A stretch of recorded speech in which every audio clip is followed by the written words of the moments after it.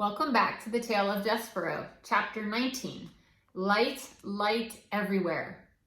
When I hear the title of the chapter, I think, has Despereaux gone up to the light? Has he left the dungeon to see more of the light upstairs? What do you think? A good reader is always thinking and making predictions. It keeps us engaged in the story and helps us understand what happens next. Imagine, if you will, having spent the whole of your life in a dungeon. Imagine that late one spring day you step out of the dark and into a world of bright windows and polished floors, winking copper pots, shining suits of armor, and tapestries sewn in gold. Imagine. And while you're imagining things, imagine this too.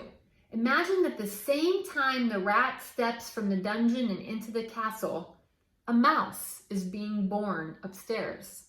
A mouse reader who is destined to meet the light bedazzled rat. What mouse is that? Is it Despereaux? But that meeting will occur much later.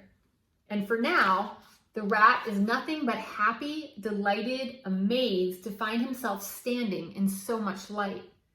"I," said Despereaux, spinning dizzily from one bright thing to the next, "I will never leave. No, never. I will never go back to the dungeon. Why would I? I will never torture another prisoner. It is here that I belong."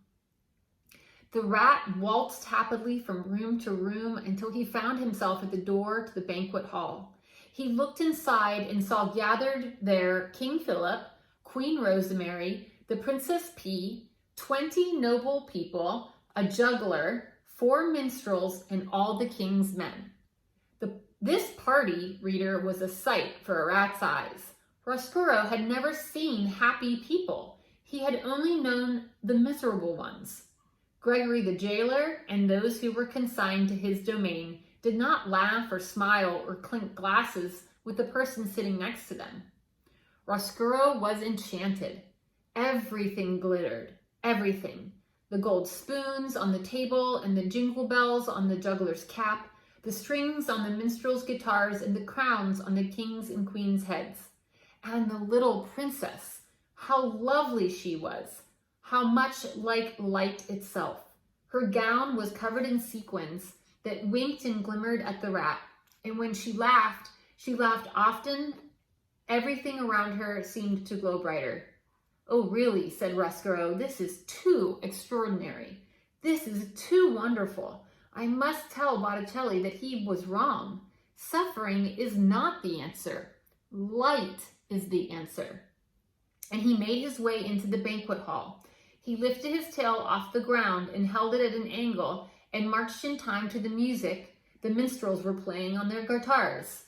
The rat reader invited himself to the party. Uh-oh, what's going to happen next?